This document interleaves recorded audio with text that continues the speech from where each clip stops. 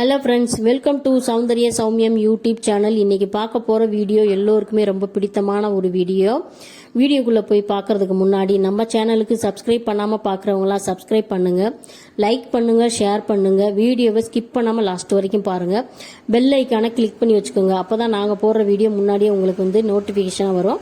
வாங்க வீடியோக்குள்ளே போகலாம். நீங்கள் பார்த்துட்டு இருப்பீங்க இந்த காய்கறிகள்லாம் என்ன இவ்வளவு காய்கறிகள் கடைகிட வைக்க போகிறீங்களா, கடை திறப்பு விழாவா அப்படின்னு நீங்கள் பார்க்கலாம். அப்படி கிடையாது, கடையெல்லாம் கிடையாது. நம்மளுக்கு ஒரு வாரத்துக்கு தேவையான காய்கறிகள் தான் நாங்கள் இப்போ வாங்கிட்டு வந்திருக்கோம். இவ்வளவு காய்கறிகளா அப்படின்னு நீங்கள் பார்ப்பீங்க. அப்படி கிடையாது, ஒரு வாரத்துக்கு நம்மளுக்கு இந்த காய்கறி தேவைப்படும். இது நாங்கள் எங்கே வாங்கினோம், எப்படி வாங்கினோம் அப்படின்றது தான் இந்த வீடியோவில் உங்களுக்கு ஷேர் பண்ண போகிறேன். இப்போ நாங்கள் திருவள்ளூர் மாவட்டம் ஊத்துக்கோட்டையில் இருக்கிறோம். இந்த ஊத்துக்கோட்டை அப்படின்னு சொன்னாலே ரொம்பவே பசுமையான ஒரு ஊர். ஃபுல்லாக விவசாய பூமி அப்படின்னு சொல்லலாம். மற்ற நகரங்கள் மாதிரி நம்மளுக்கு விளைநிலத்தை ஃபுல்லாக அழிச்சிட்டு வீடாக கட்டிகிட்டு இருப்பாங்க. ஆனால் இந்த ஊரில் அப்படி கிடையாது. எங்கே பார்த்தாலுமே விவசாய பூமியாக தான் இருக்கும். நீங்கள் கூகுளில் டைப் பண்ணி கூட பார்க்கலாம்.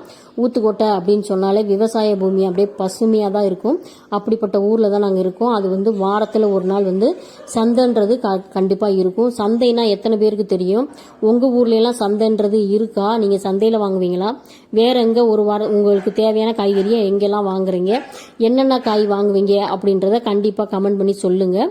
நான் உங்களுக்கு இதை ஏன் ஷேர் பண்ணுறேன் அப்படின்னாக்கா, இப்போ ஒவ்வொருத்தவங்களும் விலைவாசி ஏறினதுனால ஒவ்வொருத்தவங்களும் எங்கெங்கே வாங்குறீங்க அப்படின்னு தெரிஞ்சுக்கலாம் அப்படின்றதுக்காக தான் நான் இங்கே வாங்கினதை பற்றி உங்களுக்கு ஷேர் பண்ணுறேன்.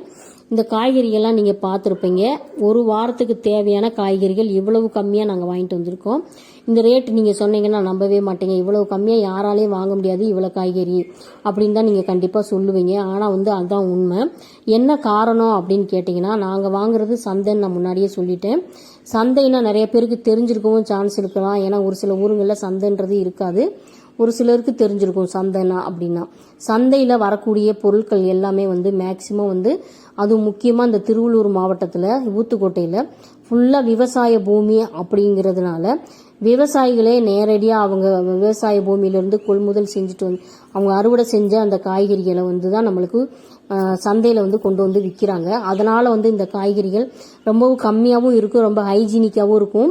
அதனால் மற்ற காய்கறி கடையில் நம்ம வாங்கினோம்னாக்கா, அந்த காய்கறி கடை எங்கே வாங்குறாங்க காய்கறிகளை அப்படின்னாக்கா, மற்ற மாநிலங்கள்லேருந்து வரக்கூடிய அந்த காய்கறிகளை மார்க்கெட்டில் போய் இவங்க ஒரு ரேட்டு போட்டு வாங்கிட்டு வருவாங்க. அந்த மார்க்கெட்லேருந்து கொண்டு வர்றதுக்கு இவங்க கடையில் இருக்கிறதுக்கு நம்மளுக்கு பசுமையாக தெரியணும் அப்படின்றதுக்காக காய்கறிகளுக்கு ஏதாவது ஒரு ப்ரிசர்வேட்டிவாக இருக்கணும் அப்படின்றத நிறைய பொருட்களை ஏதாவது சேர்த்து தான் நம்மளுக்கு அந்த பசுமை மாறாமல் காமிப்பாங்க இருக்கும். அதை நம்ம வீட்டுக்கு கொண்டு வந்தோடனே அதோட தன்மை மாறிடும். ஆனால் இந்த காய்கறிகள் அப்படி கிடையாது. சந்தையில் வாங்கக்கூடிய காய்கறிகள் நீங்கள் அதுக்கு ஒப்பிடவே முடியாது. ஏன்னு கேட்டிங்கன்னா, இந்த காய்கறி நான் இப்போ ஒரு வாரத்துக்கு நான் சொல்லியிருக்கேன். ஆனால் அது மேக்சிமம் 2 வாரத்துக்கு தாங்கும். ஏன்னு கேட்டிங்கன்னா, அப்படியே பசுமையாக இருக்கும். இதில் எந்த ஒரு ப்ரிசர்வேட்டிவுமே நம்மளுக்கு சேர்க்காம நேரடியாக விவசாயிகள் கொள்முதல், அதாவது அறுவடை செஞ்ச உடனே நம்மளுக்கு விற்பனை செஞ்சுறாங்க. வாரத்துக்கு ஒரு தடவை அதை செய்யறதுனால அது அவங்களுக்கு பழைய காய்கறிகள் எதுவுமே இருக்காது.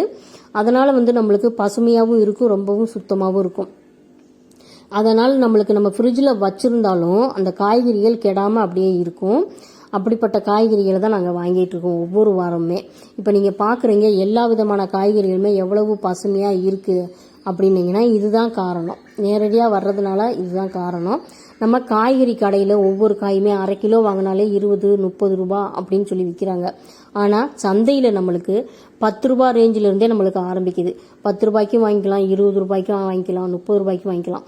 ஒவ்வொருக்கு கூறு தகுந்த மாதிரி காசு. அதனால் நம்மளுக்கு இஷ்டத்துக்கு நம்ம வாங்கிக்கலாம். நான் இப்போ 10 ரூபா கூறில் தான் நம்ம காய்கறிகள்லாம் வாங்கியிருக்கேன். தக்காளி வெங்காயம் மட்டும் எடைக்கணக்கு, அதாவது 5 கிலோ, 3 கிலோ, 7 கிலோ அப்படின்ற ரேஞ்சில் விற்கிறாங்க. உங்கள் ஊரில் எப்படி விற்கிது தக்காளியோட ரேட்டு, வெங்காயத்தோட ரேட்டு அப்படின்றத கண்டிப்பாக கமெண்ட் பண்ணி சொல்லுங்கள். அப்போ தான் ஒவ்வொரு ஊர்லேயும் எப்படி விலைவாசி நிலவரம் இருக்குது, இந்த ஊரில் ஒரு மாதிரி இருக்கா இல்லை வேறு ஊரில் ஒரே மாதிரி இருக்கா, எல்லா ஊர்லேயும் ஒரே மாதிரி தான் இருக்கா அப்படின்றத எல்லாருக்கும் தெரியும். இப்போ இந்த வெண்டைக்காயெல்லாம் பார்த்தீங்கன்னா எவ்வளவு ஃப்ரெஷ்ஷாக இருக்குது பாருங்கள். என்ன காரணம் அப்படின்னீங்கன்னா, பறிச்ச உடனே கொண்டு நம்மளுக்கு சாயந்தரம் விற்கிறதுனால தான் இந்த காய்கறி, இந்த வெண்டைக்காய் மட்டும் இல்லை, எல்லா காய்கறியுமே அப்படி தான். அதனால தான் ரொம்ப பசுமையாகவே நம்மளுக்கு தெரியுது. இதை நம்ம எப்படி எடுத்து வைக்கணும், இந்த காய்கறிகளை ஒரு சிலர் வாங்கிட்டு வந்த உடனே என்ன பண்ணுவாங்க அப்படின்னாக்கா, மொத்தமாக ஒரு கவர், பெரிய கவரில் எடுத்து வெண்டைக்காய், கோஸு, அவரைக்காய், பீன்ஸு, இந்த கேரட்டு எல்லாத்தையும் ஒரு கவரில் போட்டுருவாங்க, தக்காளியை ஒரு கவரில் போட்டுருவாங்க. அப்படி வைக்கக்கூடாது. நான் வந்து ஃப்ரிட்ஜில் வச்சா கூட தனித்தனியாக வச்சுருவேன். இந்த மாதிரி டப்பாவில் சுத்தம் பண்ணிவிட்டு அந்த காய்கறிகளை ஒரு தடவை கழுவிட்டு அதில் இருக்கக்கூடிய டஸ்ட்டுகளை எல்லாம் எடுத்துட்டு உடனடியாக செய்யக்கூடிய காய்கறிகள் எது எது அப்படின்னு சொல்லிட்டு தனித்தனியாக எடுத்து வச்சுருவேன். நம்ம முன்னாடியே செய்யக்கூடிய காய்கறிகளை முன்னாடியே செஞ்சுட்டோன்னா அது கொஞ்சம் அழுகாமல் நம்மளுக்கு இருக்கும். அதனால் வந்து நான் தனித்தனியாக அந்த மாதிரி ஒவ்வொரு காய்கறிகளுமே சுத்தம் பண்ணிவிட்டு தனித்தனியாக டப்பாவில் போட்டு வச்சிடுறேன். அதனால் நம்மளுக்கு அந்த காயோட தரம் வந்து அப்படியே இருக்கும். நம்மளுக்கு ஒரு வாரம் இல்லை 2 வாரம் யூஸ் பண்ணாலும் அந்த காய் பசுமை மாறாமல் அப்படியே இருக்கும். இதே மாதிரி பச்சை மிளகாயெல்லாம் நீங்கள் இது மாதிரி காம்பை கிள்ளிட்டு அதில் இருக்கக்கூடிய டஸ்ட்டு தேவையில்லாத அந்த அழுகல் எதுனா இருந்ததுன்னா எடுத்து போட்டுட்டு இந்த மாதிரி சுத்தமான ஒரு டப்பாவில் இந்த மாதிரி மூடி போட்டு வச்சிட்டிங்கன்னா 1 வாரம் 2 வாரத்துக்கு மேலேயே இருக்கும். அப்படியேவும் அழுகாமல் இருக்கும் பச்சை மிளகா. நீங்கள் கடையில் போய் 10 ரூபாய்க்கு இவ்வளோ பச்சை மிளகா வாங்கவே முடியாது. அதே மாதிரி கருவேப்பிலை, கொத்தமல்லியும் ஒரு தனியாக கவரில் எடுத்து வச்சுருக்கேன், எடுக்கிறதுக்கு ஏதுவாக இருக்கணுன்றனால. வெண்டைக்காய் வந்து சீக்கிரமாக செய்கிறதுனால அதை ஒரு தனியாக கவரில் போட்டு வச்சுருக்கேன். இப்போ தக்காளி, கோஸு, முருங்கைக்காய், பீட்ரூட்டு இதெல்லாம் வந்து பெரிய பெரிய கனமான காய்கள். அதை வந்து இந்த ஃப்ரிட்ஜோட பெரிய டப்பான்னு கொடுத்துருப்பாங்க இல்லையா நம்மளுக்கு, அந்த கண்டெய்னர் அதில் போட்டு வச்சுருக்கேன். நம்மளுக்கு அப்போ தான் ஏதுவாக இருக்கும். இந்த தக்காளி, வெங்காயம்லாம் நம்ம நிறையா எடுத்து சமைப்போம், அதனால் ஏதுவாக இருக்கும். இப்போ நம்ம வெயில் காலத்துக்கு ஏற்ற இது கனின்னு பார்த்தீங்கன்னா லெமன் வந்து அதிகமாக இனிமேல் ஜூஸ் போட்டு குடிங்க. இந்த வெயிலோட தாக்கத்தை நம்மளுக்கு பாதுகாப்பு கொடுக்கும். இப்படி கருவேப்பிலையெல்லாம் வந்து ஒரு தனியாக டப்பாவில் இந்த மாதிரி கொத்து கொத்தாக நம்ம பிச்சு வச்சுட்டோம்னாக்க நம்மளுக்கு அப்படியே இருக்கும். இந்த பச்சை மிளகா எவ்வளோ நாள் அப்படியே இருக்கும். நம்ம வந்து அப்படியே மூடி மூடி வச்சிட்டோம்னா. இதே மாதிரி உங்கள் வீட்டிலேயே நீங்கள் காய் வாங்கி எல்லா காய்கறியும் இதே மாதிரி எடுத்து வைக்கிறீங்களா அப்படின்றத கண்டிப்பாக கமெண்ட் பண்ணி சொல்லுங்கள். வீடியோ பிடிச்சிருந்தா லைக் பண்ணுங்கள், ஷேர் பண்ணுங்கள், சப்ஸ்கிரைப் பண்ணுங்கள்.